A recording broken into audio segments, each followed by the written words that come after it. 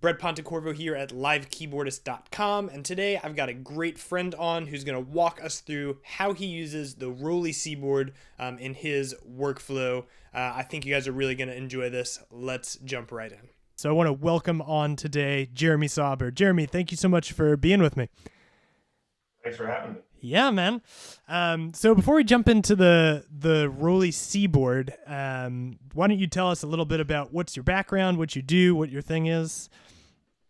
I'm a drummer. I've been playing drums for years. I play a few other instruments. Yeah. I also compose. I write for a few bands that I'm with. I produce. I've done some film composing and video game composing, which I'm about to start getting back into. You know, we're all going through a little bit of change of life right now, and might as well use the opportunity to change what I'm doing a little bit. And apart from that, I teach a lot. I teach a lot of lessons, and I love doing it. Yeah, absolutely. Y'all, Jeremy is an absolutely sick drummer. I get to play with him at Wellspring Church all the time, takes things to the next level. So if you want to get in touch with Jeremy, you can find him. His website is jeremysauber.com. I'll put that in the description below. But he does teach lessons. He plays around New York City. Really fantastic musician. I think you also do a good amount of gigging in New Jersey, right? Is that true? Yep, that's where I live as of September. Yeah. And I've been playing a lot there, going down to Philly, moving all around. Wherever there's music to be played, I want to be there. Yeah, so if you guys are around that area, definitely worth checking in. But today we're going to talk about the Roli Seaboard, which I'm really excited about. It seems like it's got a lot of capability, but I'm actually... Yeah. Jeremy, why don't you tell us, since you're the one sitting with the instrument, what is good about the Roli Seaboard, and how does it work? What's the deal? So the Roli Seaboard, I'll answer what is good about it first. Yeah. It has maybe the most potential of any keyboard-like instrument that I've ever touched. And it's really inspiring. It's my favorite way to write melodies. When you put your hands on it, just the way it feels, the way it plays, the way it responds, especially if you get the right patches, it just leads to interesting sounds coming out. It's a great piece of kit. Yeah. To get a little more in depth, is it okay if I start sharing my screen and I can show you a little bit about the software? Yes. Because we really need some of that. Yeah. Okay. All right. So let me bring up. Let's get rid of this. And let me bring up the dashboard. Yeah. So the Seaboard is controlled by this piece of software, the Roli dashboard. You can see on the left side, there's a bunch of different modes. The main mode that is shown off that is really the power of the Seaboard is MPE, which is Midi Polyphonic Expression. And essentially what that means is that every single note, if you're holding down multiple notes, every note is sending a complete MIDI signal. That's velocity, all continuous controllers, pitch bend. Every single note is individually sending all that information to a synth. You need a synth that can accept it or a sampler that can accept it. Roli has a pretty nice one that comes free if you get this. It's called Equator. I know that Massive X, the new Native Instruments synth, accepts it. Contact can, but it depends on the library, so it's hit or miss on that one. And I'm sure there are others, but those are the ones that I've been playing with. And let me show you a little bit about it. So I have this set for MPE, and I'll pull up a patch here. So you can see within Equator, it's showing us the five kind of expression modes that are within each key. So we have strike, which is velocity. Glide is literally sent as pitch bend. That's when you're moving left and right, up and down in pitch. Slide is moving up and down on the key, which on this patch changes from a male choir to kind of an octave up, like children's choir kind of sound. Yep. Press is aftertouch. In this patch, it's controlling volume. And lift is note off velocity. I see. Pretty simple. So when you're doing this, it's like every single key is always sending all of those parameters. Is that right? So I'll show you. So I'm going to play a chord. Yeah. And I'm going to bring up just the top note. I'm going to bring up the volume, raise it an octave, and bring it back down. Okay.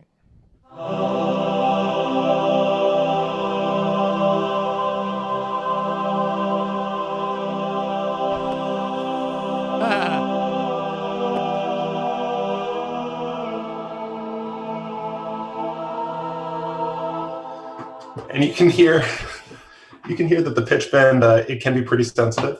I can adjust that here with the glide parameter.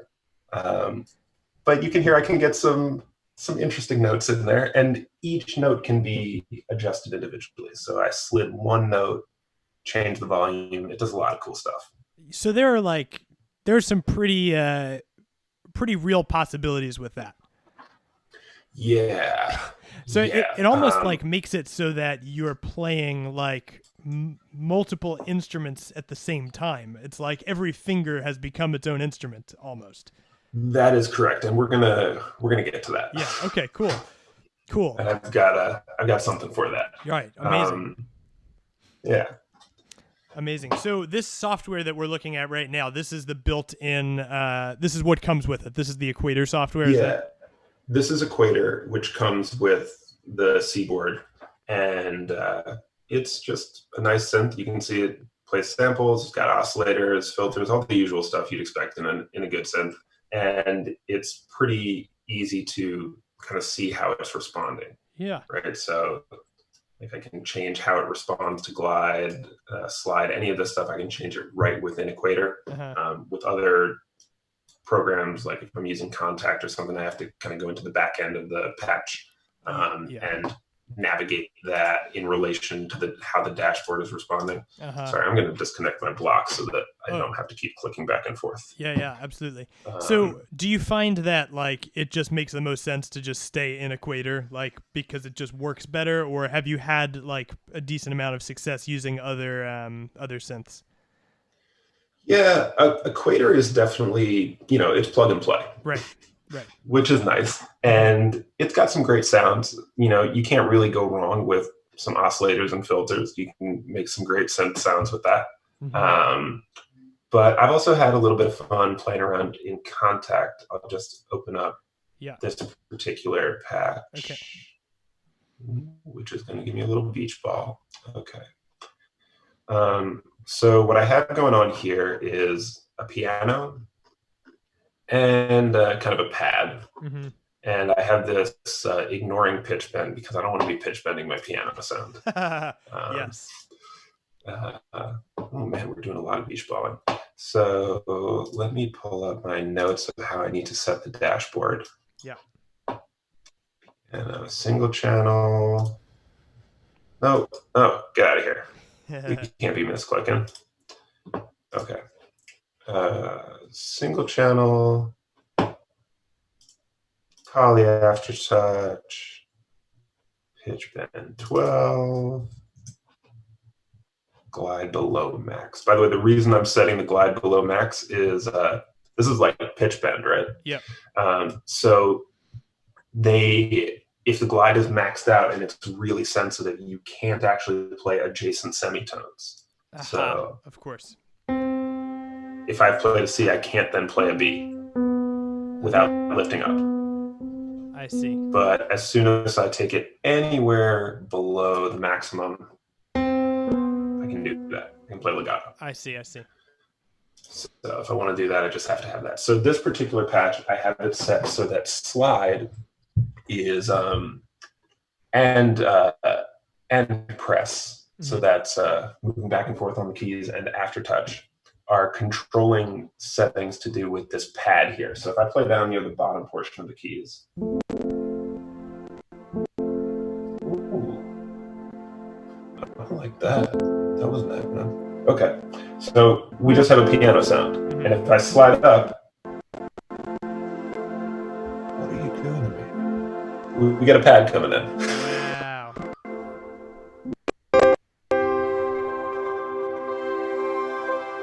If I press, we open up a filter on it, so I can kind of get that going on here.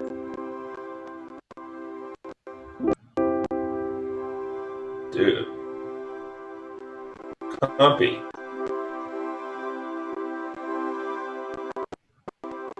Insane. Wow. So you're playing two sounds and you're fading between the two of them just by where you're sliding your fingers. Is that correct? Yeah, it's not quite a fade because the piano is actually in there all the time. Uh-huh. Like even if I hit up at the top portion of the key, we hear the piano there. Uh-huh. So I have that attack, but I also have the setting here so that if I have that pad open, it's gonna overtake that pretty quickly. Yeah. Wow. Man, that's beautiful. And you did this all within Kontakt. Yeah, this is just Kontakt. These are libraries that come with Complete. You can also get them separately. Yeah. So how did you end up, I don't know if this is an easy thing to show, but what is the mapping like for the filter and for the volume? Like how did that work inside Kontakt?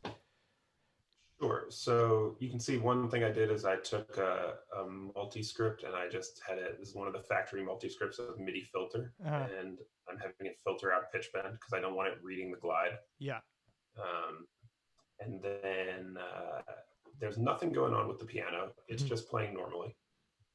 With the pad here, what I've got is aftertouch. There's a poly aftertouch here in the group effects.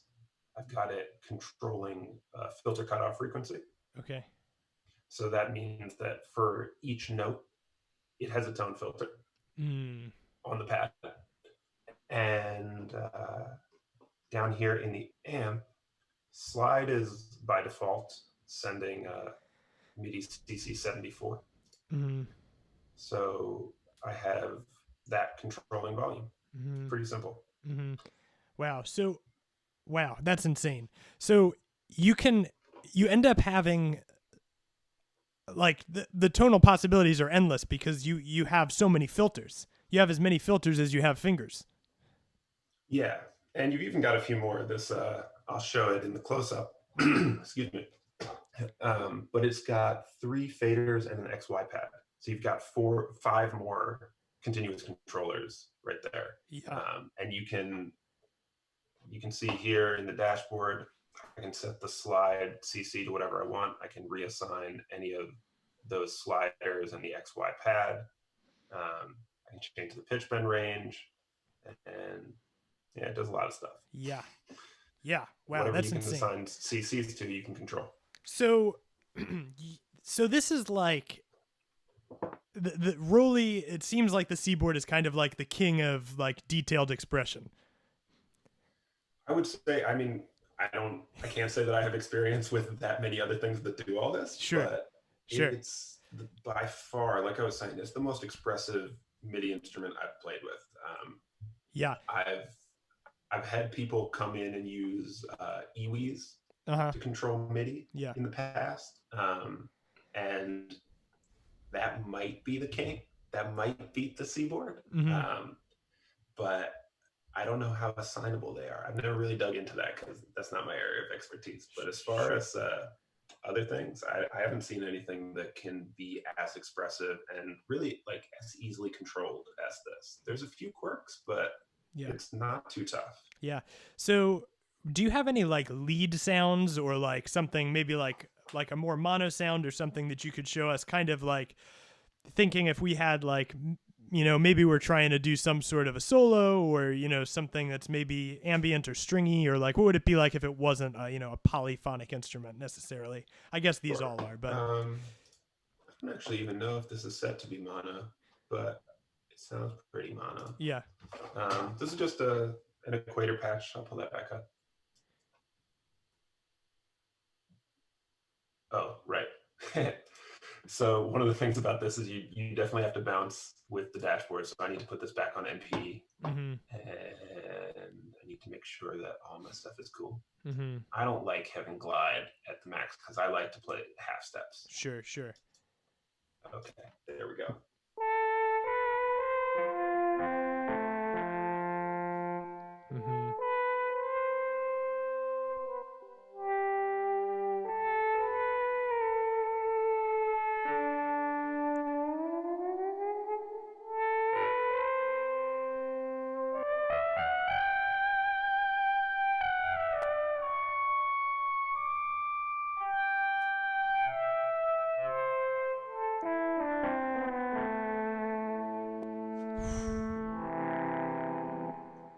Wow. Woo. So, I mean, that sounds like an instrument in and of itself. The amount of control and detail is pretty insane. So, who would you say that the Roli Seaboard is good for? Like, who should be using this? How should it be used? What are your recommendations on that? So, this is coming from someone who's not a keyboard player. Yeah. So, to all you keyboard players, take it with some grains of salt. Sure. But to me, you can see I have another keyboard here. This is not a keyboard replacement. In the first place, just the keys are spaced differently. If you're used to playing keys, like where your hands fall, they don't hit the same notes here. And it just feels so different. You don't have that responsive attack off. There's some depth to it, right? But I think this is, like I said, it's the most expressive thing I've ever played for creating melodies. For any sort of non-percussive instrument, non-key instrument, like we're talking bowed strings, woodwinds, it's the easiest thing. It feels so natural to play. And it's also for composers on that front. Like I use this when I'm programming MIDI strings. I use it when I'm programming woodwinds. I use it when I'm doing voices. I use it just because it makes me think of different things, and different things come out of my hand when I'm trying to write. If I go to play on the keyboard, there's a certain vocabulary you have on the keyboard, and in part informed by the way the keys respond. And it just brings something different out of you when you touch this. So if you were somebody who's playing live, or you're doing a lot of pads and you want some control of your pads, or if you're playing some solos and you want to be really expressive with your solos, you're going to need to build some patches that really take advantage of how you play, how you want to use the Seaboard, and navigate things and route things correctly. But it can really just add another level to how you play lead lines, how you play pads, how you play other sounds that aren't usual key sounds.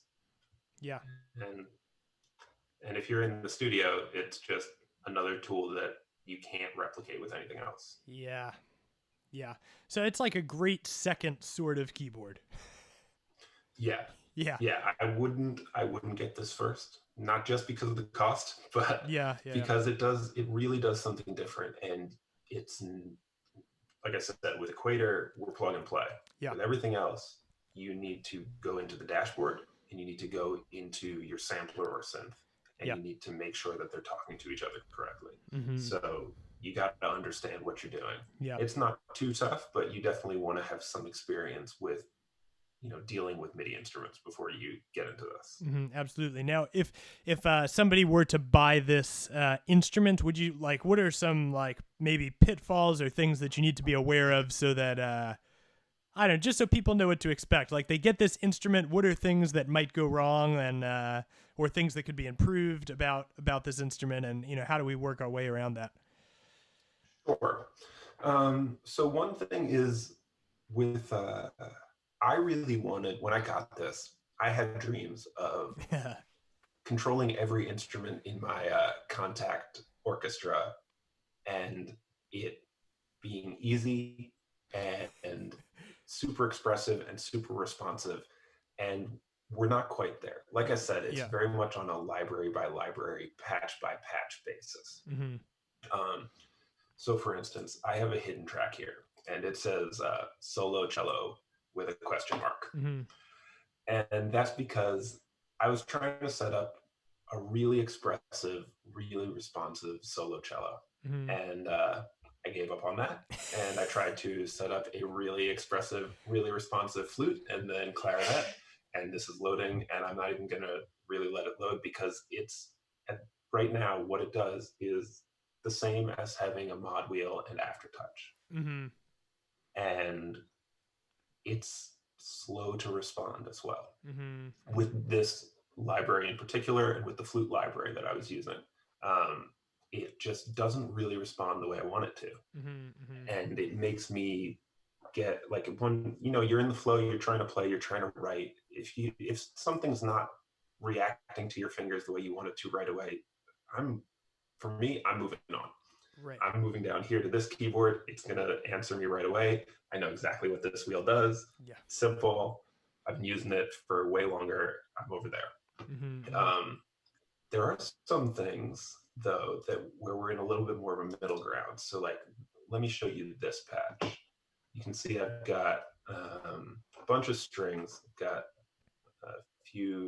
basically an orchestra of sections. Let me route my dashboard correctly. By the way, this is one other issue. The dashboard, like you saw, I just reopened it. I didn't quit it. Mm-hmm. It quits sometimes. Interesting. Mm-hmm. So we need to be on multi-channel. We need to set our channel end to 4. Slide CC is 1. So moving up and down on the key is like a mod wheel, which for this library naturally controls velocity. Mm-hmm.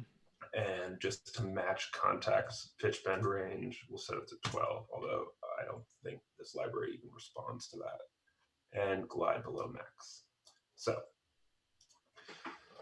what this is going to do is every note that I'm going to play is going to send a different channel. You can see that all of these instruments are accepting a different MIDI channel. Yes. So if I play,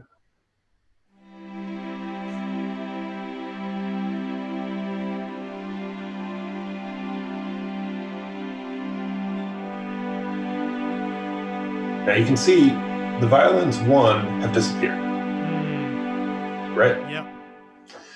And that's because what ends up happening with this is sending my 4 notes from MIDI channel 1 to 4. Yeah. This is accepting MIDI channel 1 to 4, but it's kind of randomly rotating.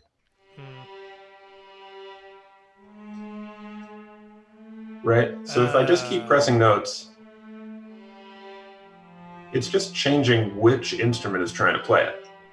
So what happened there when the violins disappeared is it was trying to play the lowest note that I was holding down in the violins. The violins can't play a C below that G, and they disappeared. Interesting. And there's no way to actually control this and fix it. Wow. Okay. Interesting. So in theory, I could use this to control all my string sections. I have dynamics for each one. I can bring out the violins 1 and bring out that melody. I can increase the vibrato by pressing with the aftertouch. And it just doesn't work because you can't control that in the Roli dashboard. Right. It's almost like you would need to build your own contact instrument, or just go into Equator, or it's like there's an issue with the circling channels where it creates some problems. Yeah. So I've tried writing to Roli about this, about that. I would like if you could reliably, even if they don't show you, if I could reliably expect, say, the lowest note to be MIDI channel 1. Mm-hmm. So if I'm playing 4 voices, I know that the lowest note is MIDI channel 1. Mm-hmm. That would do it. Yeah. Or if I knew that whichever one I pressed first, like if I lift up, then the next note starts on channel 1, right? Mm-hmm. You saw I was lifting up and pressing, and it was just changing which channel it was sending to, right? Yes. If I always knew that the first note I laid down was MIDI channel 1, then I could say roll from left to right or roll from right to left. And I would know which note is going to fall on which instrument. Right. But because it's not reliable, and because I spent a while, I was trying to figure out if there was some logic to this. Mm-hmm. And it seems to kind of just rotate 1, 2, 3, 4 every time you press, but sometimes it skips channel 3. Mm-hmm. Yeah, interesting.